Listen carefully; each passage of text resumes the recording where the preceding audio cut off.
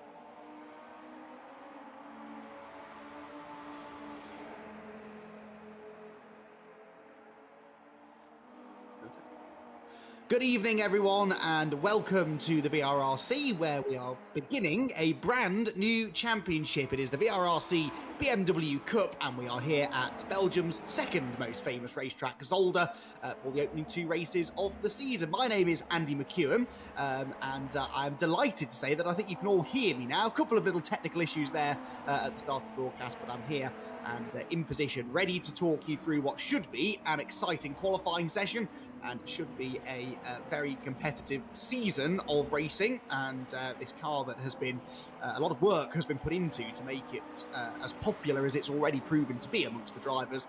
And hopefully it's going to produce some pretty good racing as well. We've got an interesting mix of tracks on the calendar, and this should be a fascinating season. A big grid as well, lots of new drivers out on track. We've got 25 drivers entered for this season opener at Zolder. Two races, 25 minutes the duration for both of them.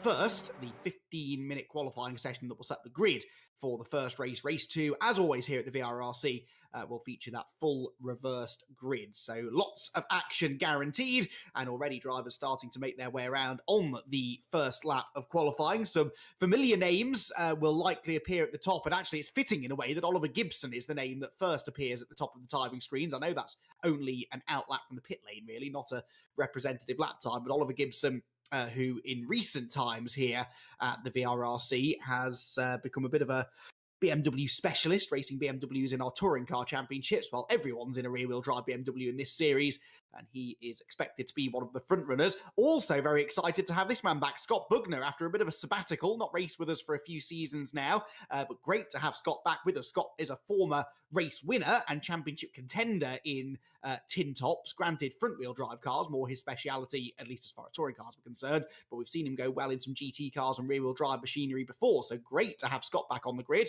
And he is, by the looks of it, racing in the same team as Andy Carroll, because they're very Andy Carroll-y colours on his number 7 machine. Right then, so Andy Carroll, that didn't take long. Scott Bugner turns through the first corner and begins a qualifying lap. We do have Andy Carroll on the grid, and I apologise in advance for the inevitable occasions, plural, where I mix those two up, but Andy Carroll, again, a driver that we expect these days to be running fairly competitively within our VRRC championships. As I mentioned, a couple of new names, though. We've got Thomas Potter up at the top of the times now, setting one of the early benchmarks, 1 minute 40.001. Thomas has done some other sim racing on Assetto Corsa, but relatively new anyway, to the VRRC, and looks as though he's going to be a bit of a pace setter, doesn't he? He's already looking pretty much at home in the BMW 1 Series, or actually the M1 that we're using for this series, the M135i, to give it its proper catchy name,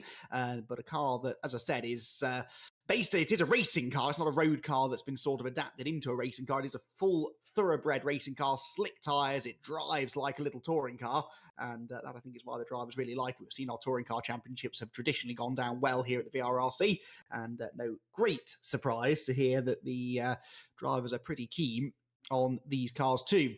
Joel Lask, speaking of people who usually go well in a touring car, he's second quickest at the moment then in the Phoenix sim racing car, making his way through the second of the 3 chicanes on this Zolder layout. It's the first of those chicanes, really, that often is the scene of drama. It's a very, very tight chicane. They're all quite tight, but the first one is quite quick. The faster you go through that first chicane, the more speed you then carry up and over the hill and down into the Villeneuve chicane. And it's a very technically demanding circuit, Zolder, I have to say. I'm quite happy that Jack Oliphant isn't alongside me, actually, for this event, because I always take the mickey out of him for not liking Croft. This is my Croft. It's a track that, on sim racing at least, I've never got on with very well.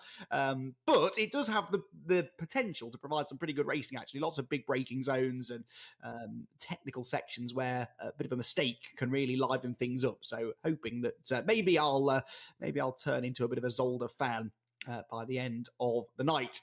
So Joel Lask, fastest at the moment, 139.9, fractionally, and I mean fractionally quicker than Jack Smith, who has gone second quickest at the moment. Third fastest then for Thomas Potter, Craig Curtis fourth, and Andy Carroll completing the top 5. Then it's Chris Blakey, Oliver Gibson, Ben Smith, Kei Kogashiwa, and Paul Laramie are completing the top 10 at the moment, but still a few drivers not to have set fully representative lap times that I would expect to be a bit quicker. Ben Smith in particular down in 17th place. He should move forward from there, I would have thought. Scott Bugner only 21st. Josh Martin only 23rd, having not really set a time yet. So there are a few drivers I think we'll see getting a bit better through the second half of the session, although we're already nearly halfway through this 15-minute session. 15 minutes does go by very quickly. And even though it's not the longest of laps, just over a minute and a half in length, it's still easy to lose track of time in these sessions and run out of time to set a really strong lap time. Got a glimpse there of Jack Smith coming through to complete a lap. He's gone purple in the first sector, but Joel Lask responding to that by going fastest of anybody in sector 2. So Joel Lask and Jack Smith trading sector times at the front, but then neither of them have managed to really string that together into a brilliant lap. Sector 1 for Joel Lask, sector 2 for Jack Smith, not an improvement on their personal best. So let's see what that means by the end of the lap then. Andy Carroll's going to come through momentarily to complete a lap time. Joel Lask went through and did improve, actually. And Jack Smith also improves, but in the end, the positions stay as they were. So Joel Lask and Jack Smith still first and second, respectively. And we'll have to wait and see whether they maybe choose to pit at some point, stick some fresh tyres on their BMW, and maybe go again in the second half of the session. Scott Bugner, 5th quickest at the moment, makes his way through the right-handers that make up the back end of the circuit, then down into the tight little right-hander before they go into the Ocon Rint section, and then the Jackie X chicane at the end of the lap. And like I said, very technical. There's lots of sort of, I would imagine these cars probably second gear corners through the chicanes and the hairpins and the 90-degree corners, trying to get the traction on corner exit as well. Also worth mentioning, and I promise you I didn't forget about this, that these cars have hybrid systems attached to them as well. So I think it's been a little while since we've spoken about hybrid here at the VRRC, as Scott Bugner got it all wrong there through turn 1, having just jumped into 5th position. Hybrid systems on board these cars, so they produce quite a chunk of extra horsepower actually when they are activated. You can activate it for 10 seconds at a time, and in each race you can activate it 15 times. So 15 times in race 1, 15 times in race 2 for 10 seconds at each time. Each time you've used it, you then have to wait 10 seconds before you can activate it again. It's a 10-second cooldown period afterwards. But that hybrid system on a track like this, for example, with some reasonably long straights and certainly some tight corners out of which you'll be looking for good acceleration, that can probably produce some good side-by-side action. Oliver Gibson onto the front row. So again, perhaps shouldn't be too surprised to see Jack Smith and Oliver Gibson now setting the pace. Two drivers who we've seen go well in rear-wheel drive BMWs before. Joel Lask is 3rd, and Ben Smith with an improvement at last into 4th position. Ben had been languishing down the order a little bit before then. But there is Ben in the sort of traditional BMW Works colours, at least the modern BMW Works livery this. Very similar to that you will see on a British touring car BMW, for example. And Ben Smith, a bit of a revelation over the last couple of seasons, came into our Porsche Championship a number of months back over the winter and was immediately dominant within the Cayman class. And we've seen him since then starting to mix it with some of the regular front runners, but this, I think, possibly the most competitive that he's looked in a sort of single class championship so far. I know it's only the first qualifying session of the season, there's a long way to go, but if you can stick it on the second row of the grid, then that marks him out as a potential race winner, definitely.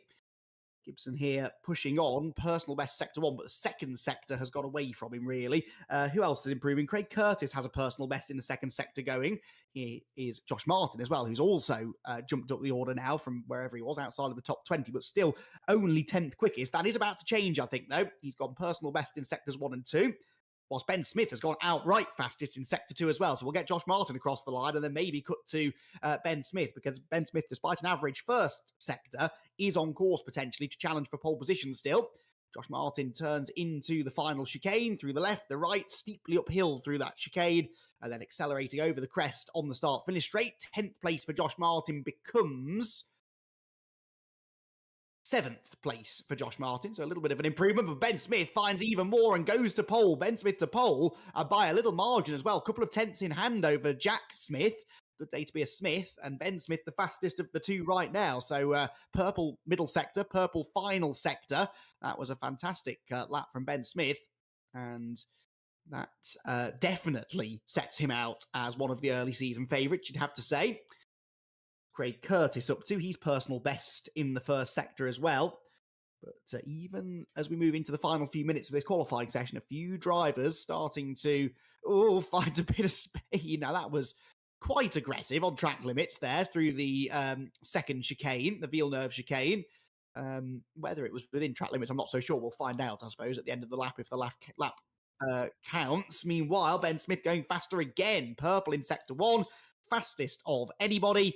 And he already, with a quarter of a second nearly in hand over the rest of the pack, is looking to try and extend that. Whoever that was behind him was getting very sideways, but Ben Smith won't be worried about that. Accelerates now over the crest of the hill, out towards the Jochen Rindt section of corners. He's outbraked himself though, misses the apex. He'll carry a decent amount of momentum off the corner, but that definitely will have lost him some time there, Ben Smith. The middle sector isn't great, and I think he's now quite a bit down on his delta. We'll get him to the line anyway, just in case, but that's a shame for Ben. Looked as though he was going to move the goalposts ever further and get even further clear of the rest of the field. Accelerates out of the final corner, crosses the line, and it's not going to be an improvement. I don't think. No, it's not an improvement after that mistake with just a couple of quarters to go. Jack Smith, though, isn't improving either. The second place man, the DK Power liveried BMW, which makes its way up across the timing line as well. As I said, not improving on this lap. He'll have time, though, for 2 more laps if he wants them. And I'm sure he's not going to give in until the checkered flag waves. Not a lot of improvements actually further down the order either, although we did just have an improvement to 11th position for Brad Smith. Yes, I'd forgotten about all the influx of Smiths that we've had in the VRRC. That was confusing me last time I was here, which was a while ago, so I was guaranteed to get confused anyway. But Brad, at the moment, a little bit detached from the other Smiths, 11th fastest, but inching towards the top 10 with every lap. Josh Martin is going quicker as well on this particular lap with a personal best first sector. There he is, hammering over the curbs. And whilst this is going on and Josh Martin is busy throwing away this lap by bouncing too aggressively over the curves, perhaps it's time to turn back to Jack Smith because he's gone purple initially, it showed in sector 1. That's now turned to a green sector. But anyway, it's a quick first sector. And that's because Joel Lask, I believe, has gone fractionally quicker. So Jack Smith second quickest, Joel Lask fourth quickest, both having a late go here at snatching pole position back away from Ben Smith, who is not going quicker out on track at the moment. So Ben Smith looks as though he's shown his hand first, but is he going to be able to hang on to pole position until the checkered flag? Jack Smith inch perfect, as you'd expect, into the tight right-hander. Joel, we're hearing, has lost his lap now due to track limits, so that takes one threat away from Ben Smith, but Jack Smith heads towards the final corners, having done a personal best in the first sector, a personal best in sector 2. And was that maybe a bit deep into the last chicane? It might have been, and that's going to kill his momentum now over the crest of the hill. Jack Smith to the line. Is it enough for pole position? No, it's not. It's an improvement in time, but not ultimately in position. That was a 1:39.455. He's just over a 10th of a second shy, and you have to assume he lost that 10th in the final couple of corners. We are, I think, into the final minute of qualifying. Yes, we are, I believe. The time at the top of my screen a little bit blurry, but we are into the final minute, so 20-odd seconds left of the qualifying section. Josh Martin heads over the crest of the hill on a personal best first sector, actually. Josh could improve on 7th place here. How far is he behind? He's about 2/10 behind Thomas Potter, who's the standout performer, actually, along with Ben Smith, probably, in this qualifying session. Thomas Potter, 6th quickest on, if not his debut at the VRRC, certainly one of his very first races with us. But what Josh Martin... what can he do? He has not improved in that middle sector, unfortunately, which is the second longest of the sectors, I believe. They're all pretty equal, actually, just in excess of 30 seconds. Josh Martin making his way now towards the final chicane. Is this going to be an improvement? It's right on the bubble of being an improvement, looking at his delta.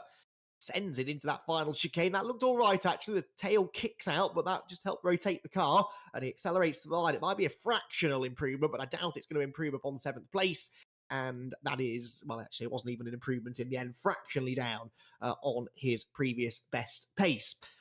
So I think that's more or less it. Most of the quick drivers have seen the checkered flag. There's nobody really improving out there now. So I think a lot of them are probably heading for the pit lane. We will hear from not only our pole sitter, actually, in a few moments' time, we'll hear from our top 3 drivers from qualifying. So Brad Smith, Jack Smith and Oliver Gibson.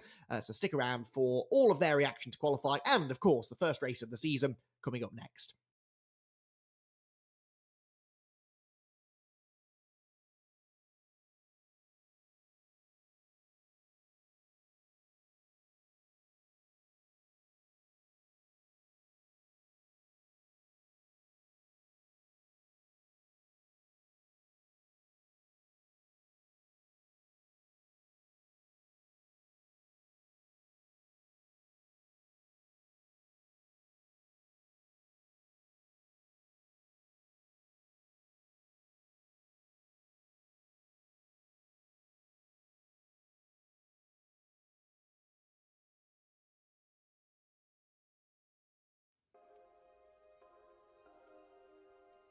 Welcome back, everybody. Qualifying done here at Zolder, and it is Ben Smith on the pole position by, in the end, just over 1/10 of a second there. Right at the end, it looked as though Jack Smith was building a challenge against him, but Ben, in the end, able to hang on to pole position, and he, along with the top 3 from that qualifying session, join us in the commentary box now. We'll start with our third-placed starter. Actually, first, we're going to go 3, 2, 1 and start with Oliver Gibson, who will be starting from the inside of row number 2. And Oliver, pretty tight between all of you guys at the front there, really.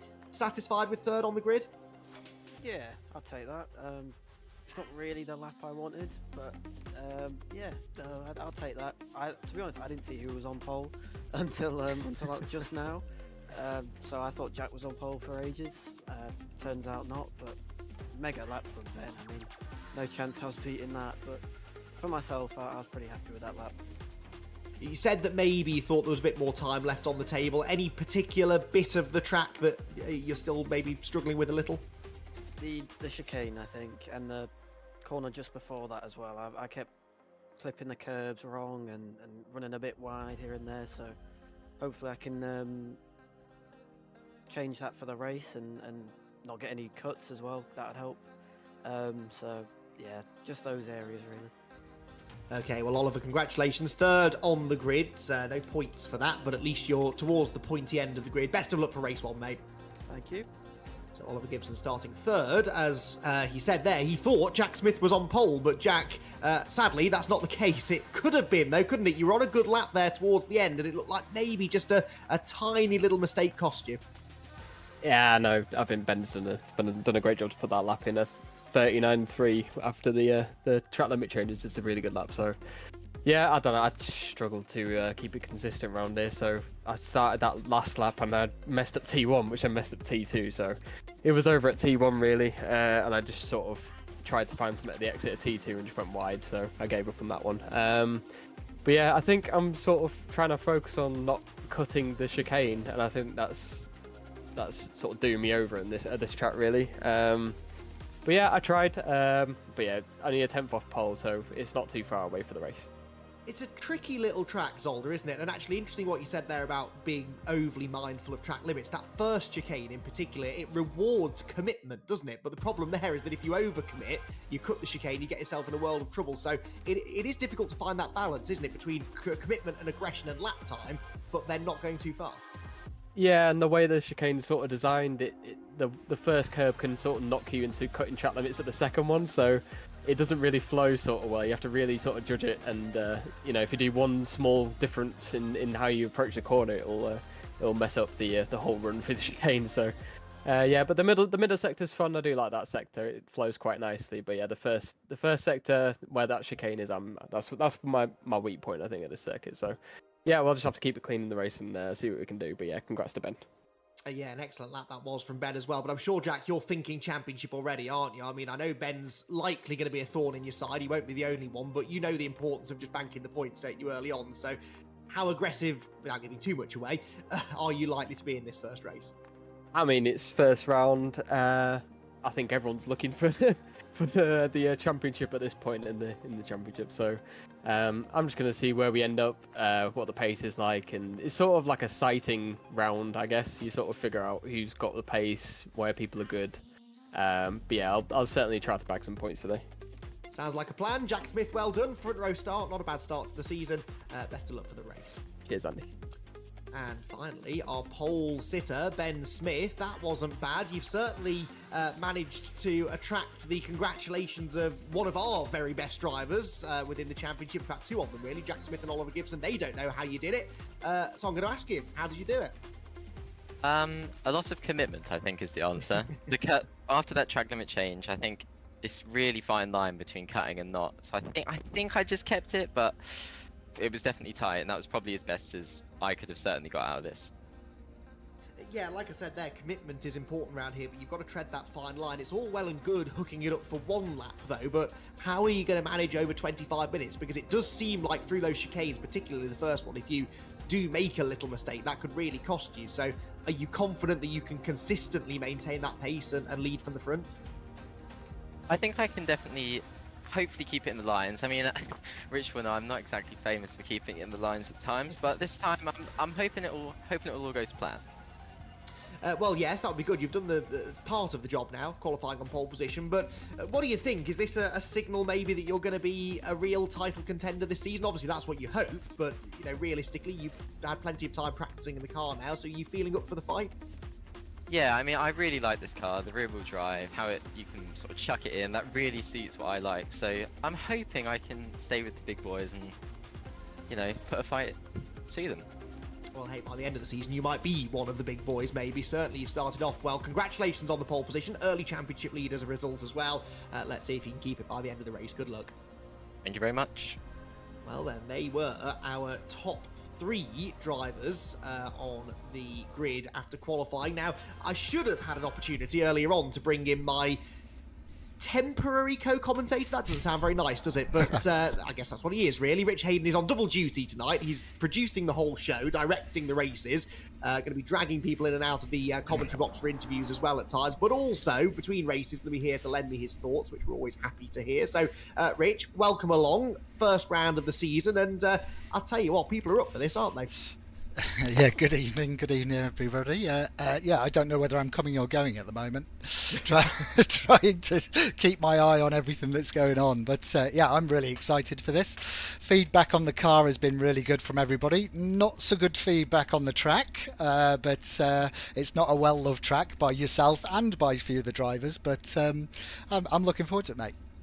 Yeah, as a professional commentator, I always tell Jack off for being so blatantly biased against certain tracks like Croft. But yeah, when it comes to Zolder, I'll accept it, quite honestly. It is a tricky track, though, and a lot of drivers, I think every driver in those interviews there referenced track limits, didn't they? So yeah. Tell us a little bit about the journey we've been on with track limits this week. Well, our usual rules for track limits are the white line is the edge of the track, and that's extended by a painted red and white curb if it's attached to the line. Unfortunately, the Klein chicane was... the only thing I can describe it as is a Dukes of Hazzard moment for most of the drivers. They were leaping the whole chicane by hitting the sausage curb to start with. So I've had to make some changes to the track. We made the track limits a little bit more strict, which has made them slow down for the chicane. Who knew that you could slow down for a chicane? But yeah, so it wasn't well loved by everybody because they were quite looking forward to doing jumps through the race, but sensibility prevailed, and I've made the change. So yeah, it's a little bit more difficult for them, but it needs to be difficult. Absolutely, I'm all for making their life more difficult. It makes our lives more entertaining, generally. Easy for me to say from the comfort of the commentary box. Obviously, I don't have to go out on track and drive the cars. Absolutely. But the cars, if people aren't enjoying the track, they're certainly enjoying the cars, aren't they? Tell us a bit about the cars. They look pretty much like road-going BMW 1 Series, but they are thoroughbred racers, aren't they? They are indeed, yeah. So we took the shell of this car, we took out the suspension, the physics, the engine, the gearbox, and we produced our own and put it back in Eric Axelson's been helping me a lot with this, and we've been doing a lot of testing on it, and the car feels fantastic. So some really good feedback from everybody. I think the best word we've had is it's very chuckable. So so yeah, everybody's technical term for chuckable. That was from Ben Smith, who's on pole, so we know he's enjoying the car. Absolutely, I'm really looking forward to this. I can't really pick a winner, to be honest, even from this first race, but should be a competitive championship. And lots of new names as well out there. I mean, Ben is not new, but he's sort of really establishing himself now as a regular front runner. But I think over the course of the next eight weeks, Rich, a few others might join him up there. Yeah, absolutely. We've got Scott Bugner back after his hiatus away doing his real racing in the MG Cup. But you know, he's come back, and I'm really pleased that he has. So Scott's a really good racer, and he's teamed up with Andy Carroll, as you mentioned earlier, in their new team, which is aptly named Team Car Bug. I like it. I see what they did there. Yeah, exactly. So yeah, we've got a few new drivers. Thomas Potter is fairly new to us, so we're really pleased to have Thomas along. He's done a couple of things with us before, but we've got another gentleman from Hungary called Gillian Christian. Hopefully I pronounced that okay. And Olivia Kryzanowska as well. So she's fairly new to us. So a few new people. So hopefully everything's going to go down well. Yes, and I'm glad you mentioned Olivia's name, because now if I get it wrong, people can blame you because you said it first. Kryzanowska is what we're going with. I asked her the question. I said, look, how do you pronounce it? And she sent me a phonetic thing through YouTube, so it's Kryzanowska. So you just put it into Google Translate, Rich. Don't be trying to fool us. If it all goes wrong, we're blaming Google. That's the plan. Absolutely. Yeah. Anyway, we're 30 seconds to go. Good stuff. Right, we'll let Rich get back to doing what he does best. Thank you very much. Excellent stuff. He's getting a bit too good at this whole co-commentator thing. I don't think I like it. I wouldn't say that. Place now and back into the director's booth, because our first race of the season is almost upon us. Ben and Jack Smith on the front row of the grid. Who is going to get the victory in round number 1 of the VRRC BMW Cup? Let's find out. 25 minutes the journey, 15 uses of that hybrid available to everybody. What's going to happen as the lights go out? Now we're away in racing here as Zolder. The car squat down. That was a brilliant shot. Looking at the back of the cars as they accelerated off the line, and it's a perfect start from Ben Smith. He'll be enjoying the view from the race leader. Dive up the inside from Oliver Gibson for second place, but the inside line at turn 1 can be a treacherous place to be, and indeed it is Jack Smith who hangs on around the outside. So it's Ben Smith that leads, Jack Smith second, Oliver Gibson was third, but Joel Lask, wasting no time in chucking it up the inside, barrels through in true Joel Lask fashion into third place. That was a very committed move on cold tyres. Looked clean, it was a fair move, but Joel Lask knows the importance of trying to get to the front, because it's not going to be the easiest of circuits on which to overtake, I suspect. Looks like Sam Walton might be in the pit lane already. He's got a white mark next to his name, so I think his race has already come undone slightly, but Ben Smith leads them through the chicane and up over the crest of the hill, and he is getting away already. Look at that, 0.8 of a second his lead over Jack Smith in second position as he hits the brakes into the second of those chicanes. I posed the question to him there whether he felt that he had the consistent pace to lead from the front lap after lap. He seemed confident that he did, and so far you would not argue with that, would you? He's got a healthy little lead, and he's already starting to pull clear. Joel Lask there, interestingly, using a bit of a hybrid as he heads towards this tight right-hander, and trying to close in maybe on Jack Smith. I do enjoy this hybrid tactical game that we have sometimes with VRRC. Certain drivers will use it early, certain drivers will use it late, some will use it to defend, some will use it to attack, and it often means we get comers and goes. We get drivers who really charge through at the start, but they've used lots of hybrid, particularly in the reversed grid race, and then if they don't get all the way to the front, sometimes they can struggle in the second half of the race. But Joel Lask certainly is getting pretty trigger happy with the hybrid at the moment, isn't he? And he's up the outside, I should say, there was he, of Jack Smith. They are side by side for second place, and he might just make that work because he's got the inside line now for turn 2, but Jack Smith turns across in front of him. That nearly ended in contact, but I think they just avoided it, and Jack Smith and Joel Lask doing battle for second position. But this is what I mean about the hybrid. It looks like Joel Lask is way quicker than Jack Smith because he's all over him like a rash. He's alongside. Not often do we see Jack Smith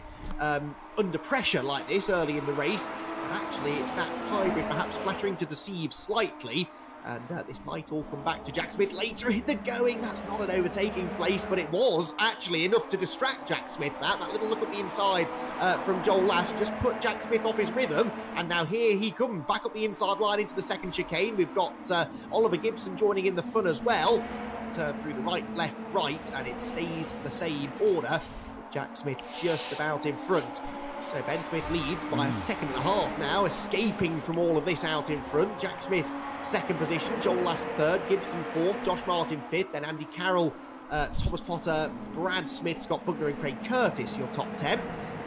Round the right-hander, but sideways, that was Carroll. I don't know whether he got tipped into that spin or just lost it on his own. I suspect it was the first of those options. And Andy Carroll, unfortunately, with a half spin, which might have turned into a full rotation, looking at how many positions he's losing.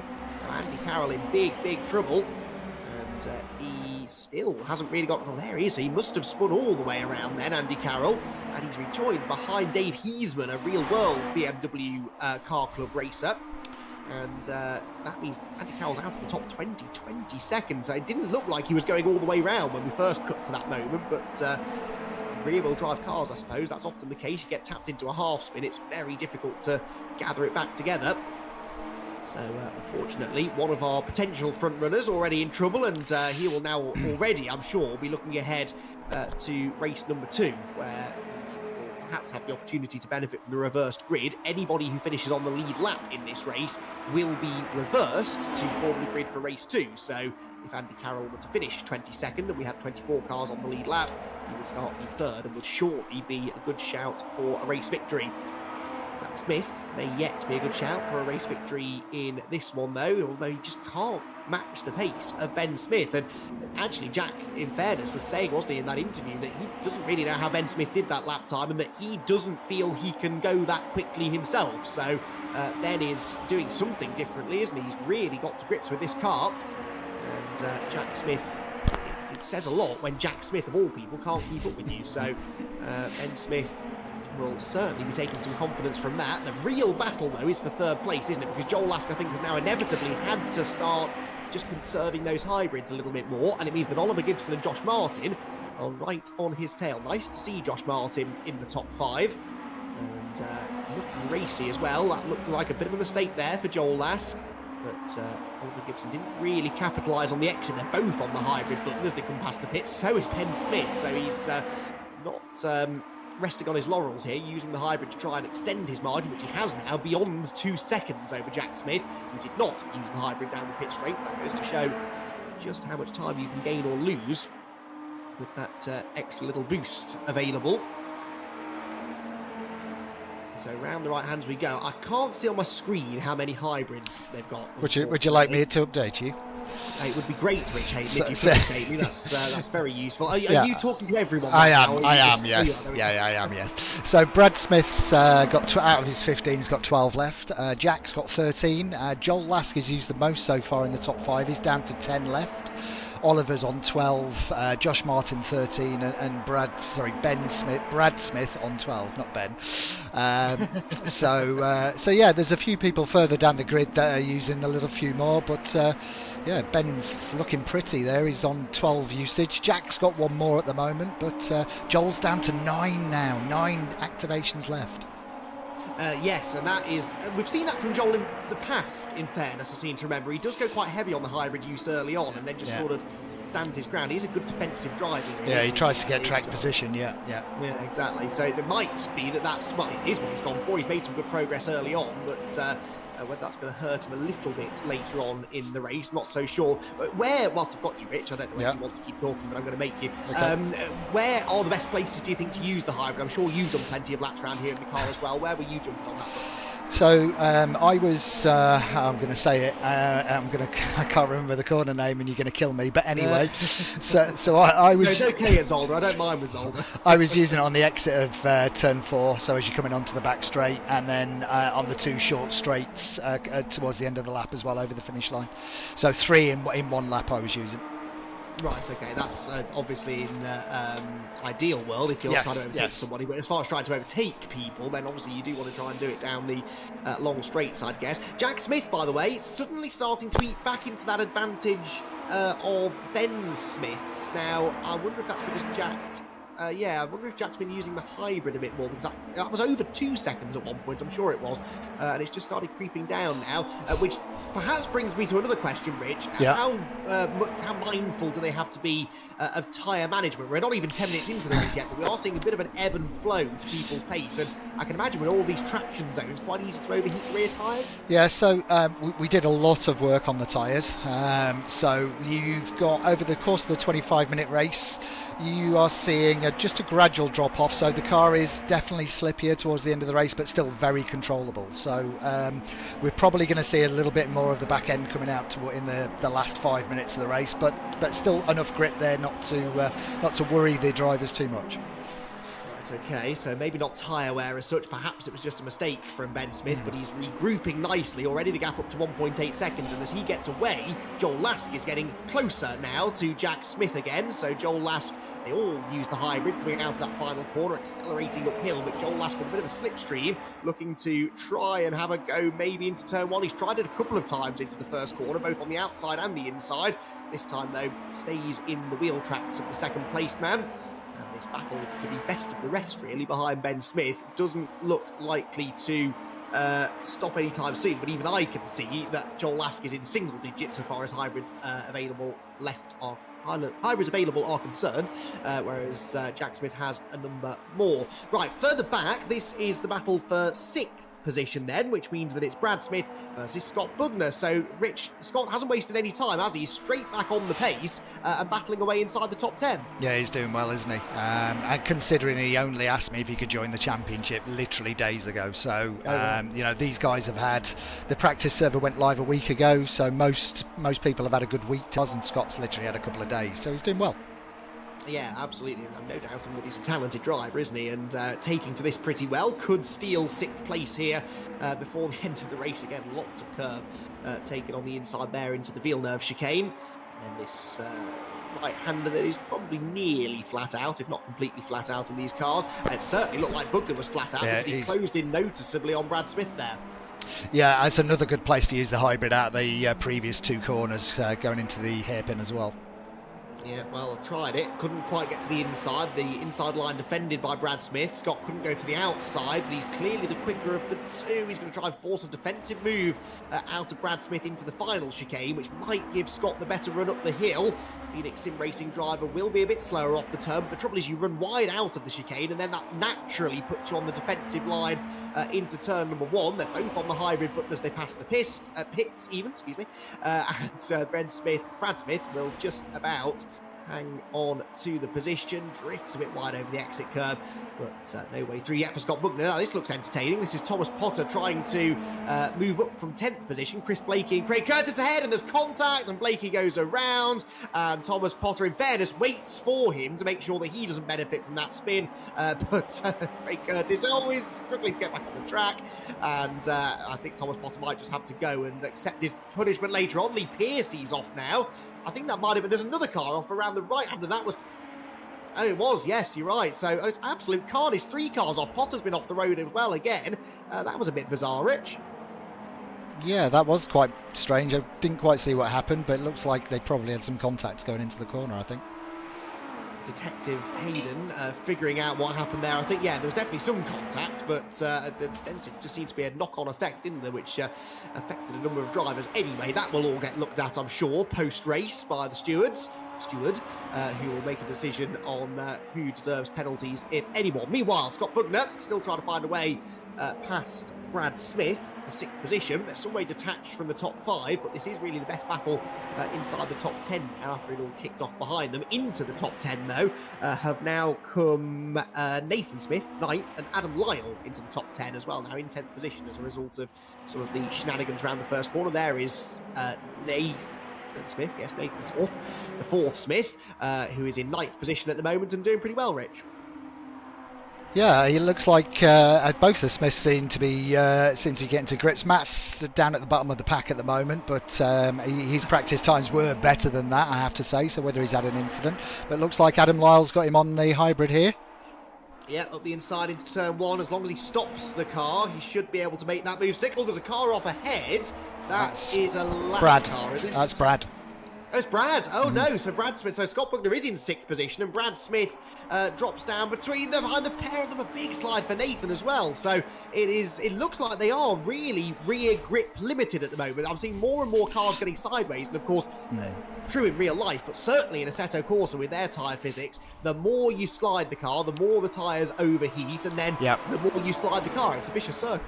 Yeah, exactly. So that's kind of one of the things about this. If they are sliding the back end of the car, the rear tyres will overheat and they'll just lose more grip and slide more and lose more grip. Yeah, so that perhaps is what's happening to Brad after that spin, but Nathan himself was getting very sideways as well, the car wriggling around in the braking zone for the Villeneuve chicane.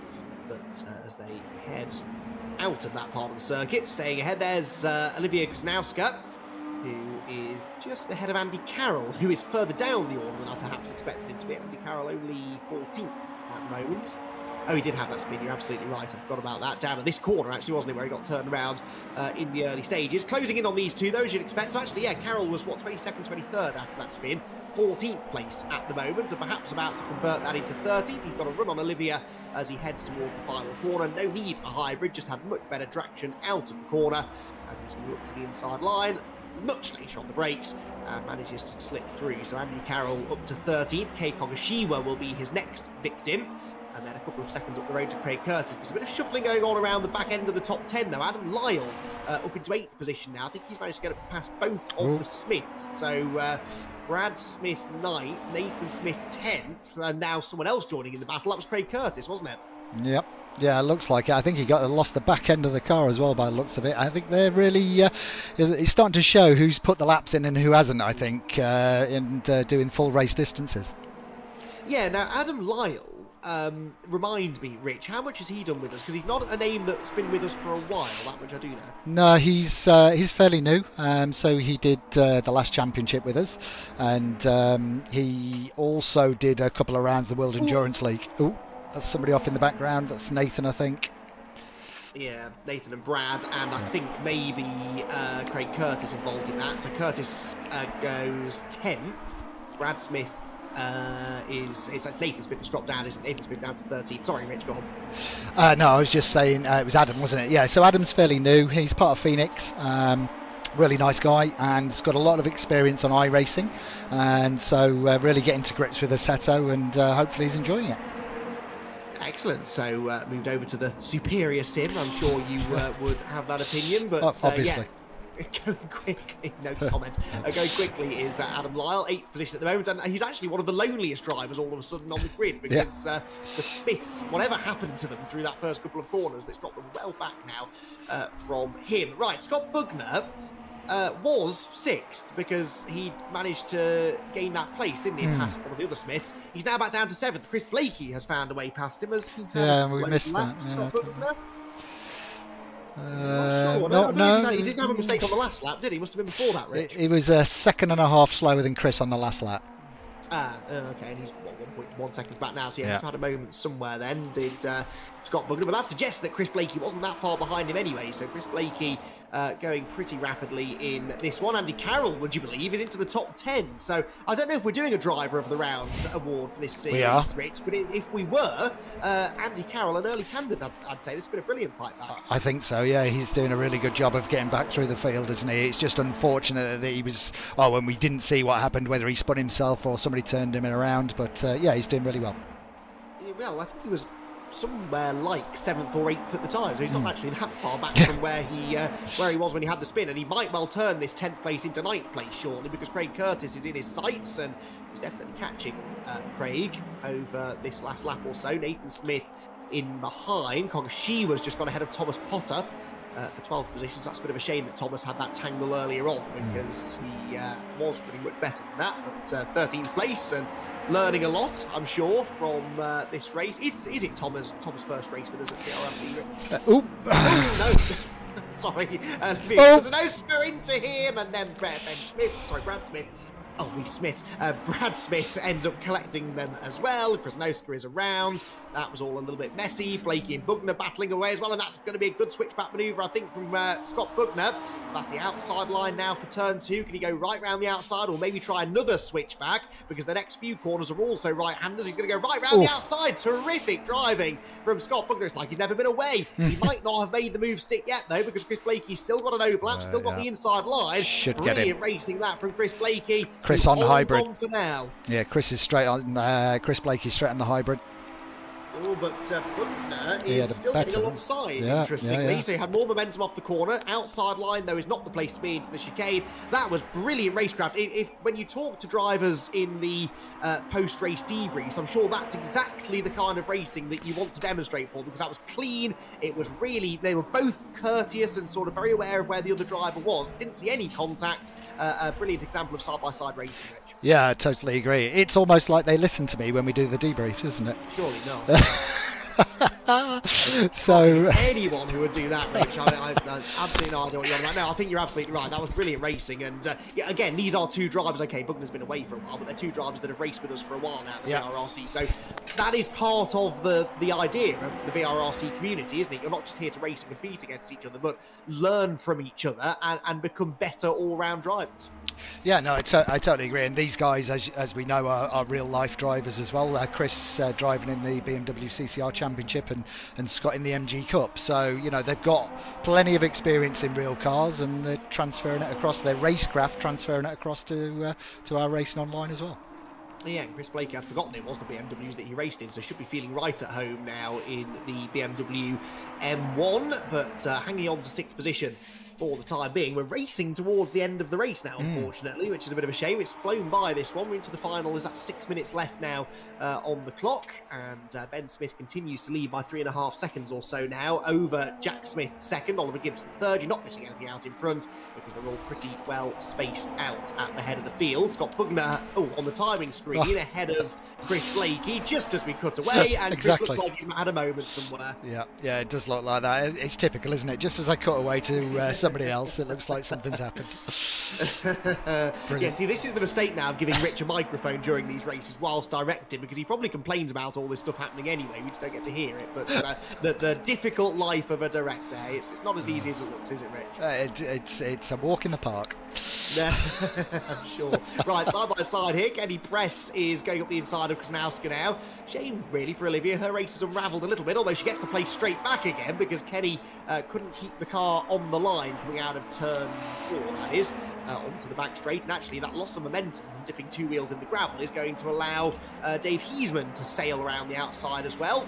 So one of the most experienced racers here at the VRRC, and Kenny Press, certainly as far as number of races entered is concerned, losing out to one of the least experienced, and actually now gaining a place because Krasnowska's had a moment at the chicane. So we kind of expected this, really, especially for the less experienced drivers. It is one of those tracks where you'll have a couple of good laps, you'll gain some places, and then one mistake, Rich, it can cost you so much. Yeah, it can be quite a tricky little circuit, to be honest with you. And obviously with the change to the track limits at the Klein chicane as well, they've got to be so careful. So yeah, I think they've, a lot of people are just getting used to these cars. I have to say, it looks to me like the people that have put in a number of laps in practice are not losing control of their car as much as the guys that have done less laps. So there's something to be said for putting the practice in, hey? Yeah, definitely, absolutely. I mean, it can be difficult. Do you want an update on hybrids? Love one, Rich. Go for it. So the top 3 have all got 4 left. Joel Lask on 4th place has got 2 left. Josh Martin 4. Scott Bugner 4. Chris Blakey 3. Andy Carroll 5 activations left. Wow. Despite all of the overtaking he's been doing. Indeed, yeah, indeed. Wow. Yeah, he's doing well.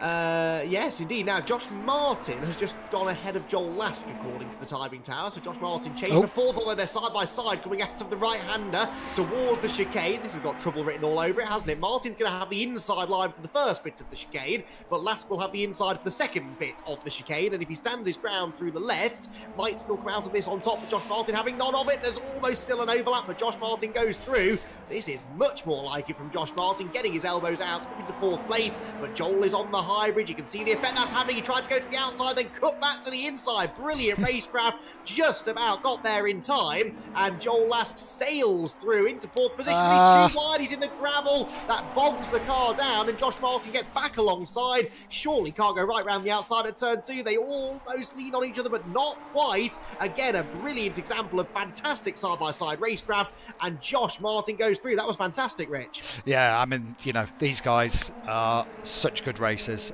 you know, so clean, both of them. So, you know, they've both come on absolutely leaps and bounds over the numerous championships they've both done with us. So, full respect to them both for keeping it clean there.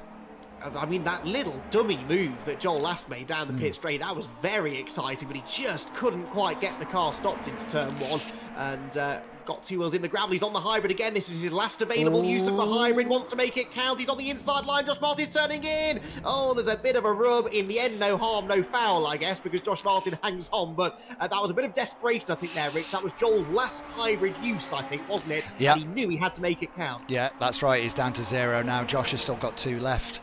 The top 3 are on 3 activations left. Scott Bugner's on 2. Chris Blakey on 1. Andy Carroll still got 3. But he's, I mean, look, Andy Carroll's 15 seconds behind Chris, so you know he's gonna do well to get forward from where he is. Definitely driver of the race, though, for me so far, Andy Carroll. To still have any hybrids left at this stage shows that he's not just been sort of on the attack and using the hybrids past people, but he's been reading situations, picking people off in other ways. That's really smart driving, as you would expect, really, from Andy Carroll, to be honest. Josh Martin on the hybrid now, trying to pull away from Joel Lask and make this 4th place his own. Do you remember this guy? Exactly, I was going to say that. Ben Smith, I mean, this is remarkable, Rich. We know what a talent he is. He did this time and again in the Caymans, didn't he? But to do it in a one-make championship with this many cars and this many competitive drivers on the grid, at this kind of a track, which has been catching very experienced drivers out, this is mightily impressive and ominous, I would say, for the rest of the grid.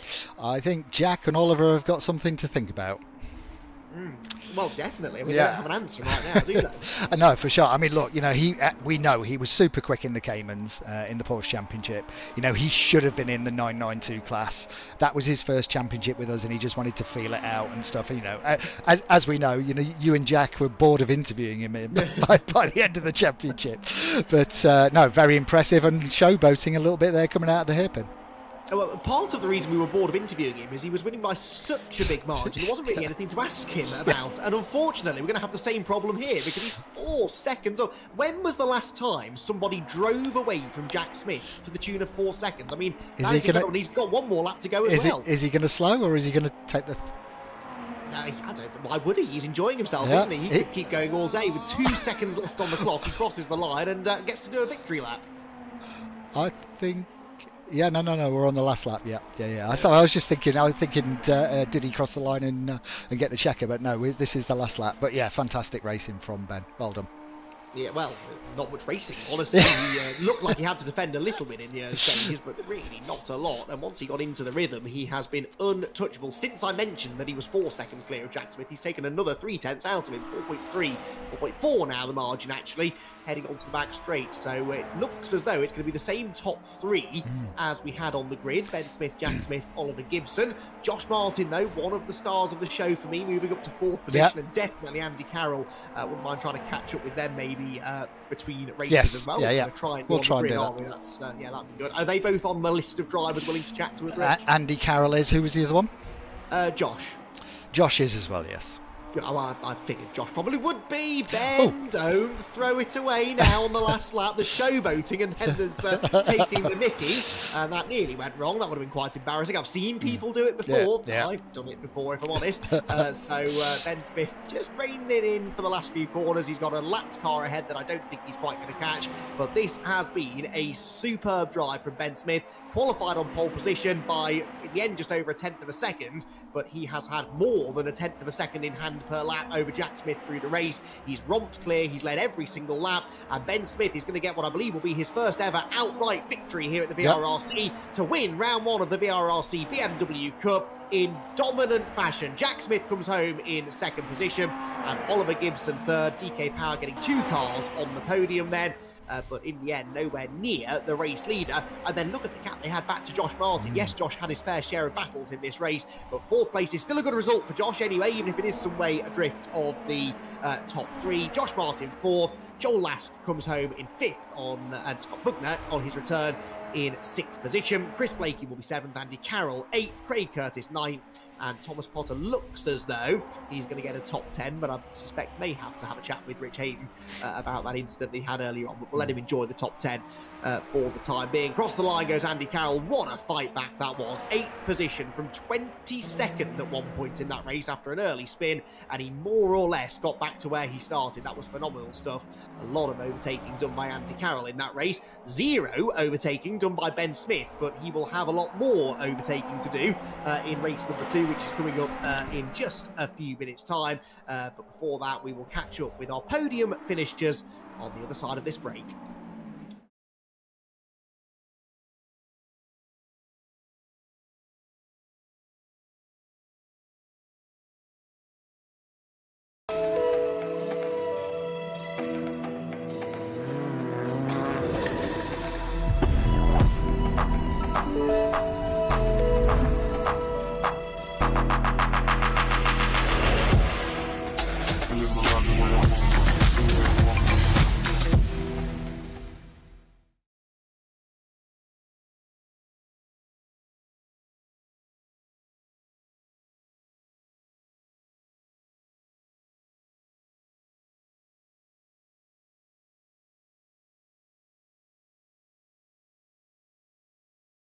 Okay, you're live.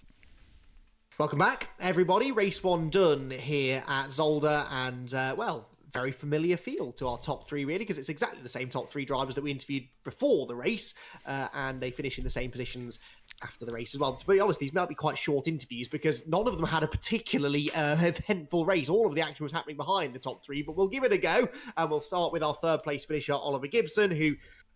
Oliver started third, finished on the podium at the end of the race. Said that it was fairly uneventful. That's probably not fair. I'm sure from behind the wheel it was pretty intense. It's a difficult track, this, as we discussed earlier on. And you did have a little bit of battling in the early stages, didn't you?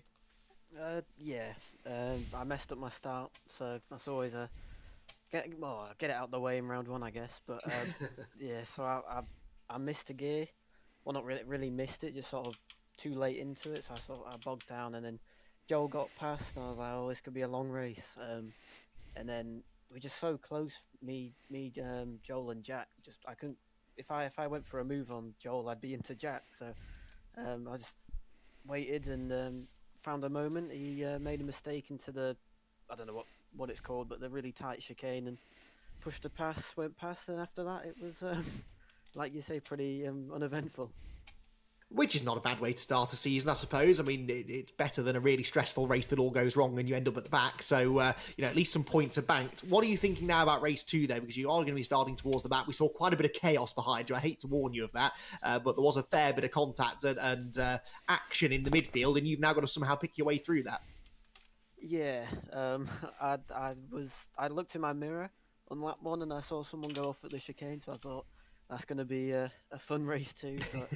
But I'm hoping that it's not like what you said, the not an ideal first race would be, of being a stressful, stress-filled, contact-filled race. But I think that might be what I'm in for. So I'm just gonna try my best. If there's a gap in front, I'll try and follow it and see if I can stay out of trouble.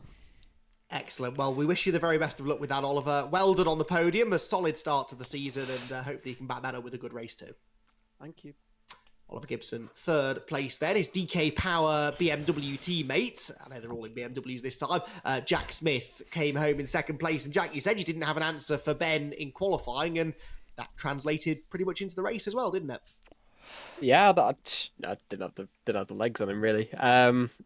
And I'm running a bit of ballast, and especially last race, I just miscalculated the fuel by a handful of litres, to put it mildly. But yeah, I've adjusted that for this race. I'm seeing if that's going to make a difference. But yeah, I just didn't have the legs to catch up on the last one. He's got such good exits out of everywhere. I just can't really keep up with it. So yeah, we're gonna see what we can do in race here if we get through the traffic and weave our way nearer towards the front of the field, I think. Okay. So your car was heavier than his. It was heavier than it was supposed to be because of the fuel. But now you're going to be starting one place ahead of him on the grid. And the one thing you do have perhaps over Ben is a lot more experience of these reversed grids. You know how hectic they can be. And do you think that maybe that puts you in a position of advantage where you can maybe place your car better and read the situation better? I mean, maybe, but I'm not too sure how much racing Ben's done, if I'm honest. So Ben could be more of a pro than I am, if I'm honest. So we'll find out in this race. But yeah, I'm sure it would be good. And just need to get the launch, because I think Ben had a better launch last race as well. So if he gets a better launch, then it's game over straight away. So needs to get that nailed. But fuel-wise, I don't think it's going to make too much of a difference, because it was only like 8-9 liters, so it's not a huge amount. So I'm not expecting like to find a second magically. So yeah, I'm sure I'll try and find some more pace. I feel a bit more confident now with the chicane. So yeah, especially in race stream as well, it's a bit different to quality fuel. So gonna see what I can do in this race. And you did hear that correctly, everyone at home. That was a racing driver swerving an opportunity to use a racing driver's excuse. I commend you for that. I'm saving it. I'm saving it. I thought in you the might bank. be. It's in the bank. I got two next round. Excellent stuff, Jack. Well done. Second place then. Best of luck for race number 2. Cheers, Andy. So Jack Smith then with second place. Well, I'll tell you what then. You're getting all the compliments tonight. At least I think they're compliments. They can't keep up with you. And I said to Rich during that race, I can't remember the last time someone gapped Jack Smith by 4 seconds in a race. That is pretty impressive. You must be happy. It's probably a silly question, but you must be pretty happy with how that went. Oh, that was great. This car, this track, oh, it's just so much fun. I'm absolutely loving this. The first person ever to enjoy racing at Zolder, I suspect. But yeah, you did have all your own way really in the clean air. But now with the reverse grid, I was mentioning it there to Jack and Oliver, it's gonna be a bit hectic, isn't it? How much of your chances of getting a good result in race 2 now comes down to luck, and how much of it comes down to your racecraft, which we're really gonna see on display here? Lap 1, 100% luck. After that, maybe the race card comes into play, but we'll soon find out. I saw in my mirrors a slight bit of carnage, like I heard you saying to Jack, but yeah, we'll just see how this goes. Well, yes, that's about as optimistic as you can be, really, I think. But again, good points in the bank. And I mentioned earlier on, you're probably thinking, yeah, okay, I could be a championship contender here. But we've always said here at the VRRC, championships are won and lost on the reversed grid races. So there is some pressure on this. And if you weren't feeling the pressure, I'm sorry, I'm going to try and pile it on if I can. But there is some pressure to try and at least stay with the likes of Jack and Oliver in these reversed grid races, isn't there? Yeah, definitely. I just need to get a good start again like I did last time, and hopefully just follow them if I can and let them pick through and even get into some contact so I can sneak on past. But yeah, I'm really looking forward to this. Good stuff. We'll let you go and finish your preparations then. Congratulations on the race victory. Pretty perfect week so far, Ben. Thank you very much. Right then, that is our top 3 interviews done, but we're going to have the opportunity to chat to a couple of other drivers, I believe, in the meantime. Rich, who have you got for us? Should we have a chat with Andy Carroll? Let's do that. Mr. Carroll. I thought you were going to have a chat. Hi, Andy. So, I mean, look, the reason why we brought you in is we want to know what happened. Were you, fairly high up after qualifying, and then you took a spin, and then had a really good fight back? Yeah, I think young Mr. Potter was on boost and took his normal braking point, which took him straight into the back of me. Right. Spun me out at possibly the worst point on the track. So I literally had to wait for almost the entire field to go by before I could get back on the track. Yeah, it was luckily my mic was on mute at that point. But yeah, a bit frustrating, obviously, having been up in the top 6 there, and yeah, I think I had decent pace, and I probably hope, well, apart from the possibility of collisions, etc., I think I probably would have been pushing for a top 4 or top 6, top 5 certainly. But yeah, obviously, yeah, just had to then get my head down and try and get back. It was a question of, do I just sort of trundle around the back and have a good position for race 2? But I thought, no, I'll just see how far up the grid I can make it again. And yeah, I was quite happy to get back into the top 10. So, well, it was an impressive drive back, mate. We have to say, we were talking about you coming back through. So hopefully you have better luck in the next race. We'll let you get back to your race prep, and thank you. I think we'll have a quick chat with your new teammate Scott Bugner. Yeah, tell him not to drive into the back of me at the start. Scott, how are you? Are you there, Scott? As it's been that long, he's forgotten how to do this. He's not got his Scott, are you microphone. with us? Well, that was a good idea, wasn't it? It was a good idea. Oh, look, we're down to a minute and a half before the start of the race, so we'll move Scott back and let him carry on with his prep. Yes. Okay. Well, good effort, Rich. 10 out of 10 for effort. We'll try again next time, maybe. But yeah, would have been nice to hear from Scott. You never know, though. He could end up on the podium anyway after this race, and hopefully then remembers to leave his microphone on. Right then, we've got a reversed grid. We have got John Jones and Adam Lyle at the front. Now, Lyle, Rich, was in the top 10, was he not, at one point? Yeah, he was, yeah. Race 1. So yeah. he, what do you reckon? Is he a tip for, I mean, at least a podium surely should be on for him? I know his performance in iRacing events that he races in, and he's a very quick driver. So, you know, the one thing that like Adam did had to do was get used to the differences between iRacing and Assetto Corsa, which I think he's getting a hold of now. So, yeah, I'd expect him to be strong. Yeah, well, he's certainly got a good grid position to start from. Sam Milner, Lee Piercy, row 2, Krasnowska and Heisman, row 3. Then it's Kenny Press and Christian on row 4, with Nathan Smith, another perhaps to watch for, and Paul Laramie completing the top 10. You have to go all the way down to 19th to find Oliver Gibson, 20th to find Jack Smith, and 21st for Brad Smith. Kei Kogashiwa, didn't see what happened to Kei, but he ended up a lap down at least, so wasn't involved in the reverse grid shuffle. And Mark Stokes likewise in 23rd position. Everybody else is fully inverted, not literally, although there might be in a few seconds when they get to turn 1, because it's going to be quite a lively start, I think, to this second race of the evening. The red lights are on. John Jones on pole position, with Adam Lyle keeps trying to get into the lead as soon as he can, I thought, and pull away at the front. The lights are out, away they go. Oh, brilliant livery on John Jones' car. I think that's the first time I've seen that livery up close, and a brilliant launch, actually. He leads into turn 1. Here's the carnage. That was Heisman sideways into the wall. They all arrive pointing the wrong way, and it's going to be a bit of carnage, I think, at turn 1. Lee Piercy, that was pointing backwards. Actually, not as many other drivers got involved in that as I feared. It could have been a lot worse. Someone else was a bit wide in the background there at turn number 2, but hopefully we'll be able to pick their way back onto the track. It is John Jones who leads the way. It is Adam Lyle still second position, so Lyle not yet able to find a way through, but he's got to run out of turn number 4, pulls alongside, outside line into the chicane, both on the hybrid. They're banging door mirrors. Can he go right round the outside of John Jones, who is famously difficult to overtake and continues to be difficult to overtake, and quite rightly so. He's fully entitled to defend the race lead, and Adam Lyle, Rich, cannot find a way through. No, that was typical John Jones for you, difficult to pass. Yeah, I mean, this is setting itself up for quite a good start to the race.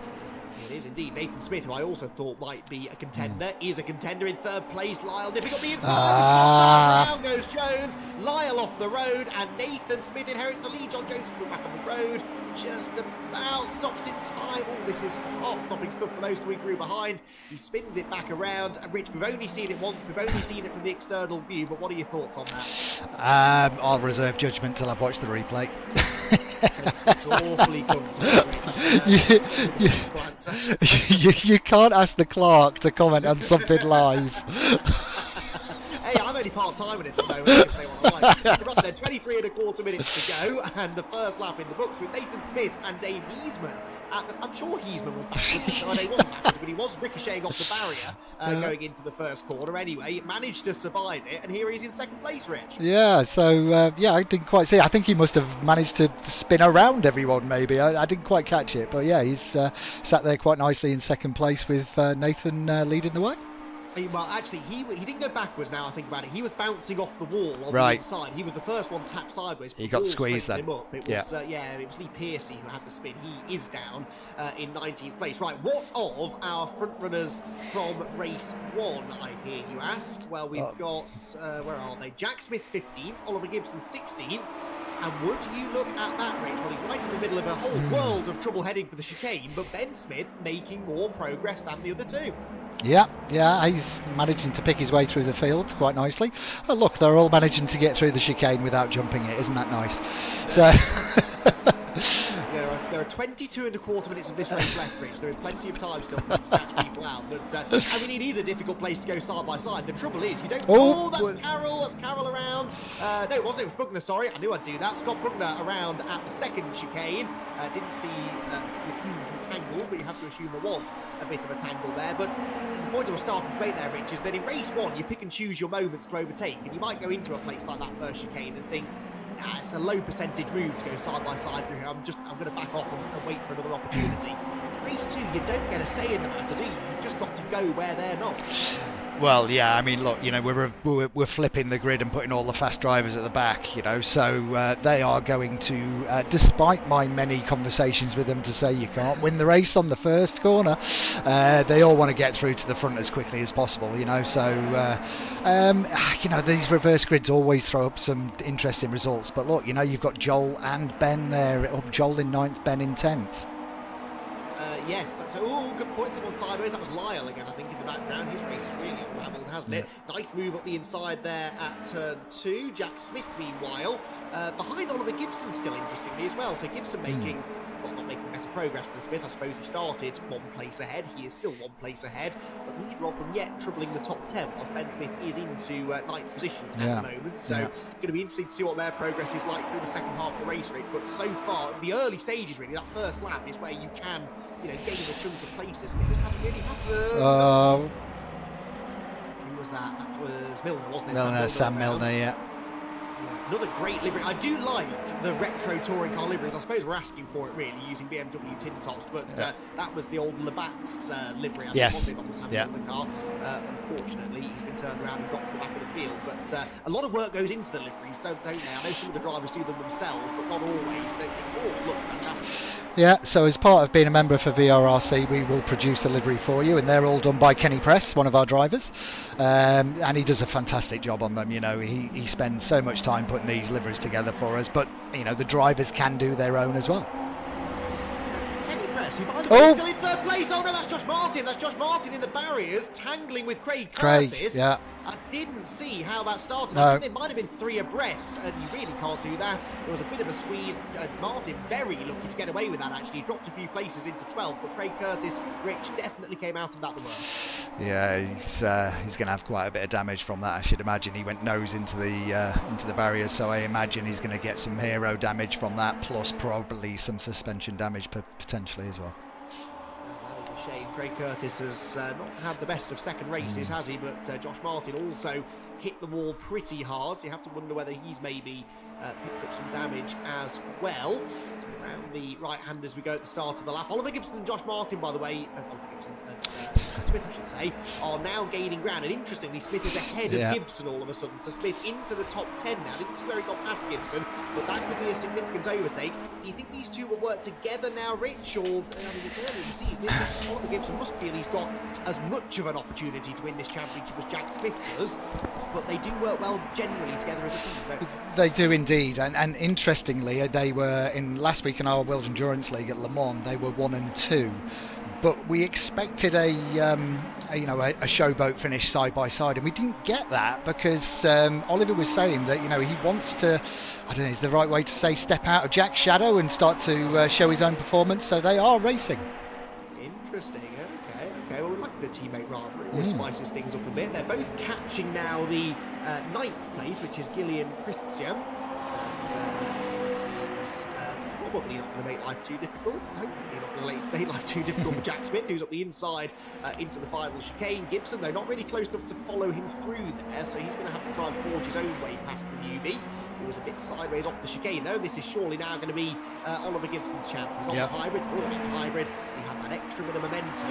Will he now go around the outside into turn number 1? He's going to have to be very late on the brakes, and Gillian's not going to make it easy for him.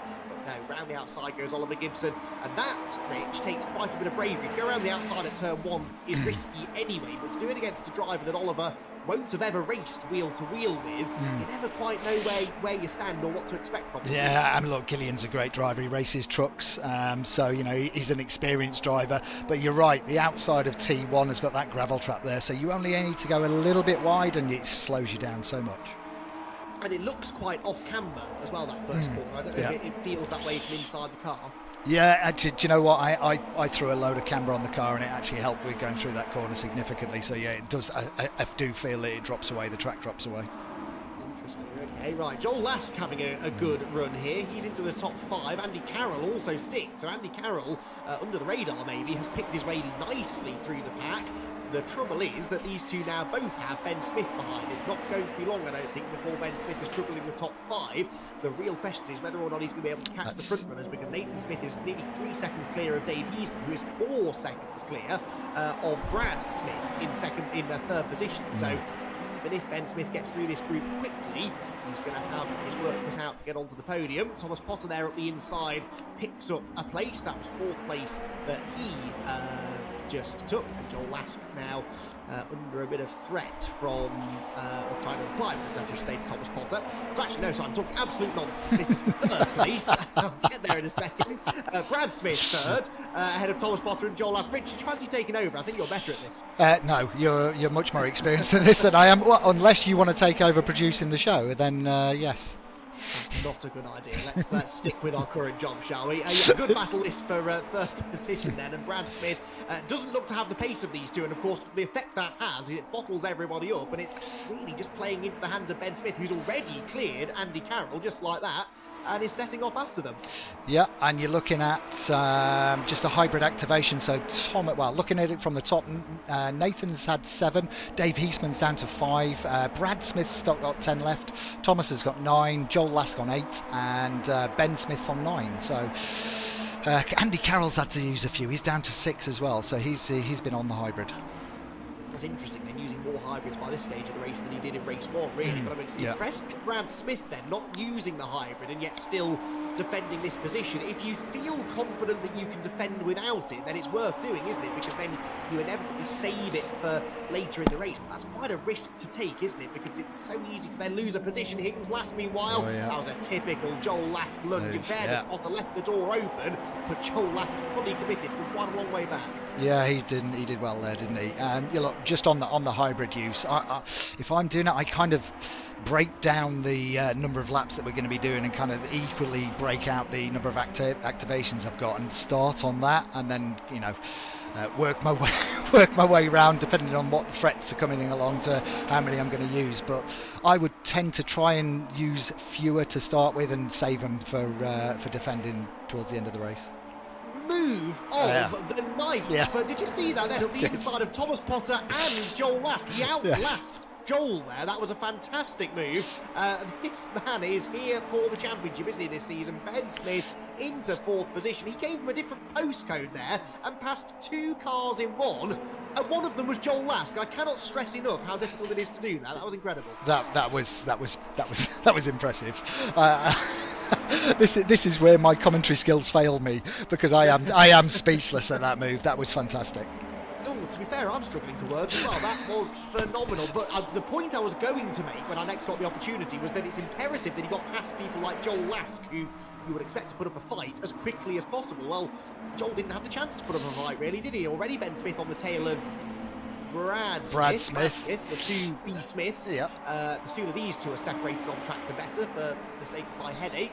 But I don't think it's going to be too long before it is Ben ahead of Brad. He's all over Brad, who is trying to close the door. That was a late move, and now forces Ben to the outside line. Will he go right round the outside? Sort of gets boxed out, actually. And now Joel Lask sees an opportunity to get the place back. Don't go 3 abreast. That's a terrible idea. On the hybrid, Ben Smith makes the move stick. Another terrific bit of racecraft. He might win this, Well, yes, I agree. There's 13 minutes left, Rich, and he's in third position. Yeah. To put this into perspective, Jack Smith is only second, Oliver Gibson is only ninth, and he started behind both of them on the grid. So, truly incredible performance this. But, you know, this is what I wanted to see from Ben. He's very quick in clean air, fine, great. We saw that in the Porsches, we saw that in race 1. It's a very different skill to then be able to pick your way through the carnage.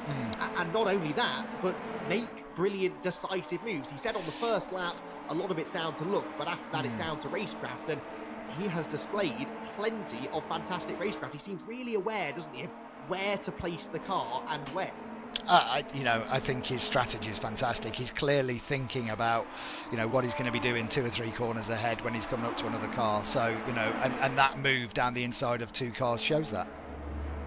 Worth pointing out, though, I think, Rich, and Jack mentioned this actually in his interview, there is, of course, ballast on these cars. Now, this being the first round, we don't have championship ballast. It's just the driver ranking ballast, isn't it? But going into next week, presumably Ben Smith's going to be leading the championship. This car will suddenly get a bit heavier.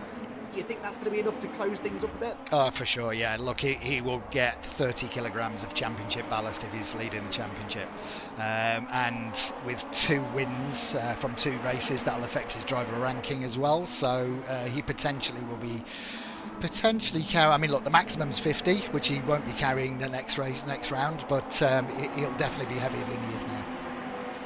Normally we have a graphic that shows us, in fact we'll cover this in a minute, Ben Smith is about to take second place from Dave Heasman like candy from a baby, slips up the inside and does claim second place. Oh dear, big snapping oversteer over the curb there. I thought he was about to throw it all away, but gathers it all together. Normally we have a graphic that explains who is carrying what ballast, and particularly driver ranking ballast, but haven't been sent one of those for this round, so sack the producer. What driver ranking ballast does Ben Smith carry? Oh, you're asking me a question that I don't know. Bear with me, caller. I will come back to you. Hold the line. Okay, let me know. Right, Ben Smith. Don't forget to keep directing the race as well, Rich, and also keep commentating. King of multitasking, you become doing something like this. Ben Smith. Now, can he catch Nathan Smith? He is well, when I started that sentence was 2.8 seconds behind. He's now 2 seconds behind. So I think Nathan got in the gravel coming out of turn 4. This gap is coming down by the metre, but Joel Lask doing his best to go with him as well. So Ben Smith, if he doesn't get past Nathan Smith quickly, Joel could be there for company as well. So here's your answer. Ben is on 0 ballast. Right, okay. Which goes some way towards explaining his performance. But, I mean, like I said, fast car or not, light car or not, you can tell that he knows what he's doing in it. You can give any driver a really good car. If they don't have the ability to maximise what they've got, then that's not quite the same thing, is it? But Ben Smith with no ballast, and at a track, Rich, where I would imagine carrying that extra weight makes quite a big difference because of all the stop-start and the acceleration zones uphill. That must be beneficial. Yeah, for sure. The ballast definitely affects these cars when they accelerate out of the slow stuff, and we've got hairpin chicanes and 3 chicanes, so that will definitely be affecting it. So Jack shouldn't feel too bad because we know that he's a lot heavier than Ben, but that'll equal out next week. His car is anyway. Virtual car is. Virtual, yes. Ben Smith, look at that 39.4. Nathan Smith in the 42s. I know he made a mistake, but driving under this sort of pressure, you can hardly blame him, really. Now, because I'm not a racing driver and I'm a pacifist by nature, would probably, if I were Nathan here, Rich, I would be putting that indicator on and moving out of the way. If he comes over all defensive, it will cost him second place because Joel Lask will start taking time out of them, but it's a difficult thing to do when you're leading the race and you have been for a while to just pull over. But in the end, it's made easy because he made a mistake out of turn 4. Ben Smith's on the hybrid. Is he going to go around the outside? He's late on the brakes, but actually Nathan is standing his ground. Side by side they go. Sideways goes Nathan Smith. Around he goes. And for once, I'm proven instantly absolutely right. I just don't think that was worth the fight, Rich. What are the lottery numbers for next week? I mean, that was so unfortunate though for Nathan, but you could just see it coming, couldn't you? Nathan was an unstoppable force, and okay, it didn't work out exactly how I thought it would happen. I thought Joel would just catch them, but you go side by side through that chicane and you're flirting with disaster. Yeah, I personally, look, I know Nathan and he's a good racer and he's a hard racer as well, so I didn't expect him to back out of it, but looking back on it, yeah, you probably should have backed out and let him through. Now Nathan is where? 9th after that, so Yeah. any chance of a meaningful result gone. I mean, look, you don't get many opportunities to fight at the front of these races, I get it, but second place is better than ninth, so anyway, playing the percentages is boring, isn't it? We don't really want to see drivers do that, so maybe we should be commending him for getting his elbows out. Speaking of, here comes Jack Smith. Jack Smith into third place now, ahead of one of the other Smiths, Brad Smith. Down to fourth position. Can we please start a position to change their names? There are 5 on them, just not necessary. Anyway, Jack Smith into the podium places. So as frustrated as it'll be, Rich, that Ben Smith has disappeared up the road again, Jack is putting together a typical Jack Smith evening, isn't he? He's doing great, considering the amount of weight he's carrying. He's having a really good race. Do you want a quick update on hybrids? Yeah. So Ben's got 4, Joel's 2, Jack's 4, Brad's got 6, Dave Heisman's 0, Oliver's 5, Andy Carroll 4, Kenny Press has got 15 hybrids left. There's a surprise. So has he still not? He must have installed a hybrid button by now, surely. I asked him in the driver briefing if he'd mapped his hybrid button to the steering wheel. He sent me a message. He didn't answer on voice. He sent me a message saying, I did map it, but I mapped DRS, not KERS. So he mapped the wrong thing. So Oh, Kenny, we love you. We Yeah, really do. we do. He's hanging on to 11th. It's not a bad result. Oh, my word. That is a send. And that is Brad Smith on Jack Smith, who I thought was going to disappear having gained that place at the start of the lap, but certainly not. I think Brad's on hybrid. Brad he's been using some hybrid, hasn't he, to try and get back into the fight. But this is not going according to the script for Jack Smith, because he's now 4.7 seconds back from Joel last. Yeah. And it's bringing Dave Heisman and perhaps more significantly, Oliver Gibson and Andy Carroll back onto their tail. Yeah. Ooh. Well, that's Oliver pulling out from behind. Dave's got no hybrid at all, so he's pretty much a sitting duck down any straights. It looks like Jack's pulling away now, doesn't it? That shows the power of the hybrid. It's not a particularly long straight, really, and yet Oliver Gibson on the hybrid and Dave Heisman not on the hybrid. That was not even a contest, really. So Gibson into 5th, with Brad Smith, the Phoenix Sim Racing driver, his next target. It is Ben Smith who leads the way. This one. And Joel Lask in 2nd place. There we go. The red, white and blue one that leads by 3.7 seconds. I know we've explained a little bit in this race why he is so much quicker than everybody else and how that might well change next week, but still vitally impressive. It's been a long time, Rich. I'm guessing he's got fastest lap in this race. Yes, he has. Yeah, looks like it, yeah. Yes. And he scored a fastest lap in race 1. Here's a question that I know you won't know the answer to, and I don't, in fairness. When was the last time a driver took maximum points away from a night of racing? It's been a while, I would think. Yeah, do you know what? I can't remember. No. I actually can't remember, but, it's all I'd say is, Jack's sewing while the sun's out, isn't he? He's got no weight, and he's driving away from Joel, look. Yeah, no, exactly. I mean, this is super, super impressive. We've still got 5 minutes to go, and his winning margin is likely going to be bigger than it was in race 1, and he started this one at the very back of the grid. Joel Lask in 2nd place, though, looks pretty secure. Jack Smith on this lap. Yeah, is he gaining or not? Joel's got no hybrids left, Jack's got 3, so... previous lap, Jack was almost 2.5 seconds slower. Oh no, we've just gone over again. So yeah, Jack was a second quicker than Joel in the last lap. So in theory, I know he's only got 3 hybrids left. So say he uses the hybrid once a lap from now to the flag, Jack Smith. How much time, if he executes that right, do you think that's worth roughly, as opposed to someone running without that hybrid? If you on one straight, or an activation of the hybrid's worth about 0.4, 0.5 a second. Okay, and he's 2 point something back, but perhaps a little bit quicker anyway. So this could be quite close, and you know that Joel Lask is going to put up a fight when Jack arrives in his mirrors. So this could be a pretty tasty battle for 2nd position. The gap is visibly coming down, but Jack Smith, I think, will be happy with 3rd place. Obviously, he's going to push and try and get 1 place higher if he can. But Jack is a driver who's not afraid to play the percentages and just bank whatever points he can get. Josh Martin, meanwhile, 7th place, good recovery drive this after his collision with Craig Curtis in the early stages. He's on the tail of Dave Heisman and Andy Carroll, so this is about to become a 3-way fight for 5th position. Heisman, in fairness, has not dropped like a stone in this race, has he? He made a bit of a mistake then, just as I started saying nice things about him, but Dave Heisman holding his own. Josh Martin wriggling through a gap that wasn't really there, but manages to get the place anyway. That was adventurous. Yeah, dear. dear. Oh dear. Oh Yes, dear. That's a fair assessment. Again, I was just saying nice things about Dave Heath, but then he's run off and hid as well. He didn't slow down to let Yeah. Josh Martin have that place again. He will argue, I guess, that Martin passed him off the track, but two wrongs don't, unfortunately. No, well, no. I mean, look, Joel had 2 tyres off the track, so strictly speaking, he was still within track limits. We're using sensible track limits. I'm not familiar with those these days. Right, well, Josh Martin will be back on his tail again, so we'll get a rematch before too much longer. Josh not usually the kind of driver to hold the crunch, but that will have irked him a little bit, because I think probably now his chance of a top 5 is gone, would you say? I don't know. He's got 2 activations left, and Dave's got 0, so I think he'll probably pull him in. Oh, well, yes, for 6, but the point is they were on Sorry, Carroll. sorry, well, correct, so, yeah. Yeah, and Andy probably has now disappeared up the road again. Driver of the round, Rich, whilst we've got a bit of time before something else kicks off. I know I nominated Andy Carroll after race 1. Ben Smith is the obvious choice, although I do think that I'll be interested to see if he could do this again with some ballast on in a few weeks. So I think maybe my vote goes to Andy, you know. Andy's had a solid second race. Really good drive back from pretty much the back of the grid in race 1. So, yeah, I think I'd agree with you on that.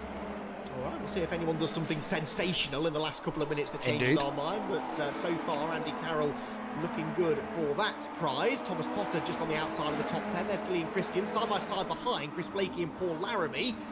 2 real-life BMW racers, I seem to recall. And Paul Laramie getting the best of Blakey, but then runs wide. And Blakey again shown the edge of the road. That was uncharacteristically robust from Paul Laramie, I'd say. And now he's got trouble with around the outside. Oh, this is going to be interesting. Oh dear, they're 2x2 over the crest of the hill. Laramie somehow fighting back. They're 3 abreast. There's a bit of contact. Chris Blakey and Paul Laramie getting together nearly. Blakey goes straight on. Someone had to get fired off the road there, and in the end, it was the luckless Chris Blakey who lost out. That was a good example there, I think, of the nature of the racing on this track. Sometimes it's so narrow that if you get a bit tangled up with somebody, it can just bottle that whole group back together.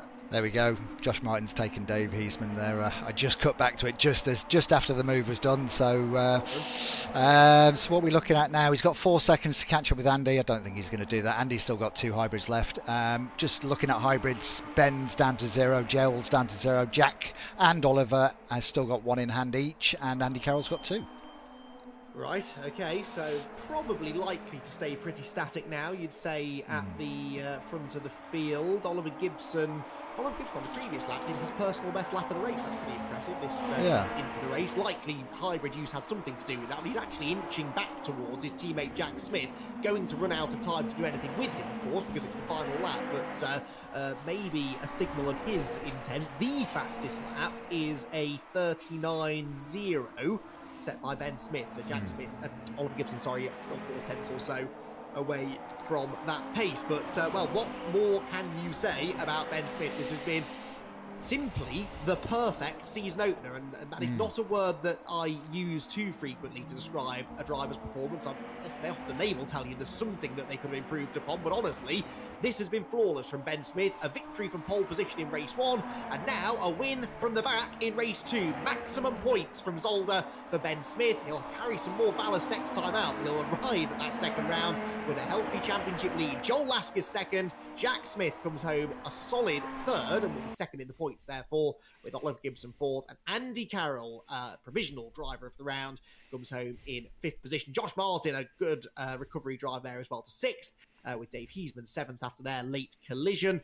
Thomas Potter, I think, is going to hang on to 8th position. He's only half a second clear of Scott Bugner, who actually has just lost out to Nathan Smith at the last corner. So Thomas Potter goes 8th, Nathan Smith 9th, and Scott Bugner 10th in the end, as Thomas Potter, well, at least he's gone off after the checkered flag, not before it, and hangs on to 8th position. So a brilliant second race, an incredible performance from Ben Smith. I'm going to have to think of a few more questions to ask him now, because we'll hear from our podium finishers in just a few minutes' time.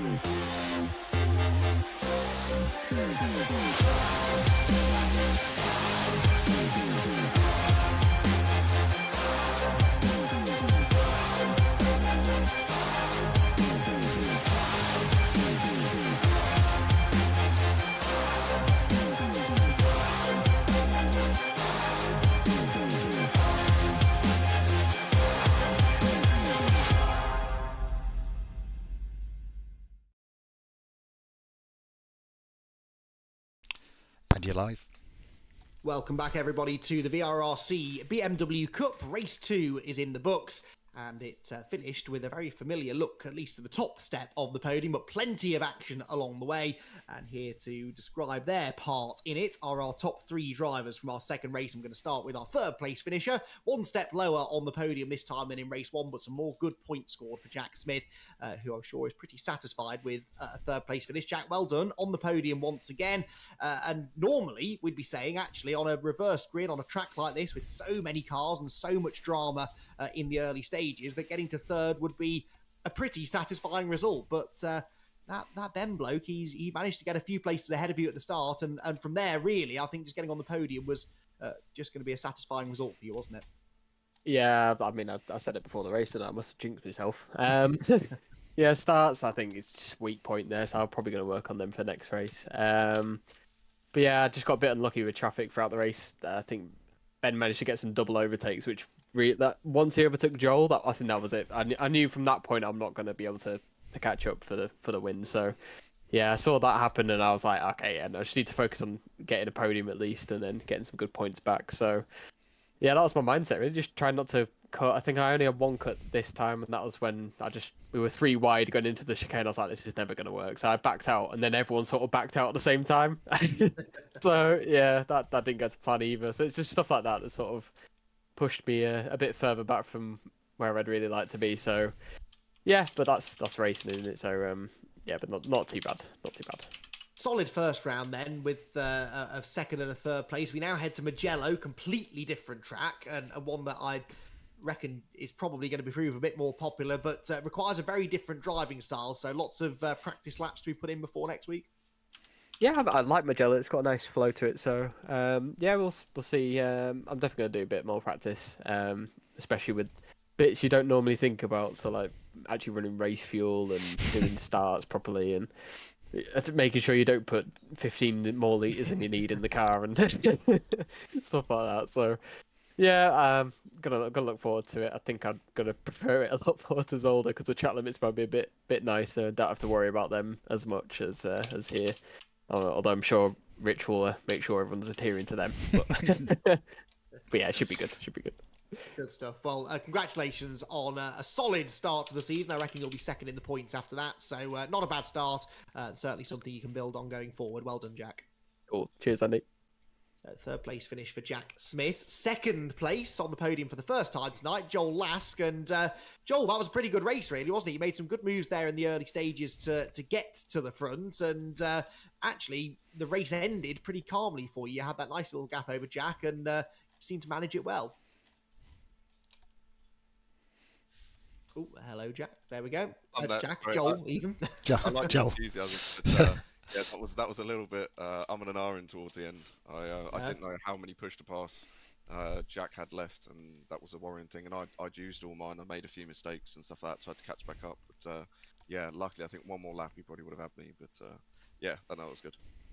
You had it all under control. We could tell just from watching you, Joel. Talk us through the early stages, though, because there was a lot of talk tonight about how narrow this track is. It's difficult to go side by side, but you have no choice, really, do you? In the early stages, you've got to just find the gaps, and you're normally pretty good at finding those gaps. Yeah, I mean, to be fair, I wasn't expecting to make the way through the pack as quickly as I did. I think, to be fair, like you say, it is a very narrow track, so you've got to kind of just make the moves when you can and try and catch people off guard. Which I think I did a couple of times, which was quite nice. But it was nice to get a feel for the car in the second race. The first race just wasn't really there for me. Yeah, just getting used to this hybrid activations again. But yeah, definitely happy with the second one. Apart from the hybrid, which obviously we are all sort of trying to get used to again, how are you finding the car? Everyone's been raving about it, saying that it is great to drive. Are there any little quirks that you're still trying to wrap your head around? No, to be fair, it's a great car. I just didn't get any practice in before the race, which is a bit unlike me. Normally, I'm doing hundreds of laps, so it definitely showed, especially in that first race and in quali. But just gonna have to put lots of practice in for Mugello. Obviously, Ben's incredibly quick, and he was untouchable tonight. I thought maybe he'd used all his activations, but it seems like that probably wasn't the case. And then I've got Jack and Ollie to contend with too. So yeah, there's a fair few drivers that are in the running for this championship, I think. Yeah, it's going to be very entertaining to watch, that's for sure. We expect you to be in the thick of the action, though, as always, Joel, and we look forward to seeing how you get on through the rest of the season. But for now, congratulations on that first podium. Cheers, Andy. And just like that, we are back with our double race winner, Ben Smith. I was asking Rich during that race, Ben, when the last time was that we had a driver who scored maximum points across a night. He couldn't remember, and to be fair, that can be applied to many things with Rich, but I think that probably would have stuck in his memory if it had happened more than once. So a very rare achievement, Ben. You've got to be mighty proud with what you've achieved tonight. Oh, that was great. Yeah, I made up, I don't even know how many positions on the first lap, maybe 10, more than that. I went around the outside on turn 1 and got lucky. There was smoke absolutely everywhere.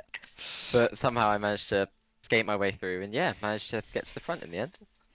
I mean, you make that sound a lot easier than I'm sure it was. We were discussing in the race, obviously you are quite light, you've got no ballast on the car, we know that that's going to be a bit of a benefit around here, but your racecraft was fantastic. There was one move in particular that had both me and Rich completely speechless, which was the double overtake into turn 1.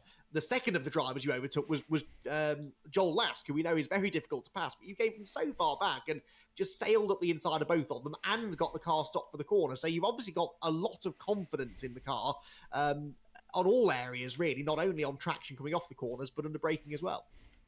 Yeah, I think I've got to say thanks to Push to Pass for that one. But yeah, I mean, I just absolutely love how you can just throw this car in. I've never felt at any point like I'm going to lose it, to be honest. I think it's just such a intuitive car to drive and it really suits me. Always too keen to put yourself down. Push past helps you down the straight, but you did a lot of that work under braking as well. Believe me, that was very, very impressive. We certainly enjoyed the move. Let's talk about next week. We head to Mugello, very different kind of track, but another quite undulating circuit, much more flowing and smooth, requires a very different driving style. Do you think that's going to suit you? And also, how do you think this ballast is now going to play into things? Because inevitably it will slow you down a little bit, at least that's the theory.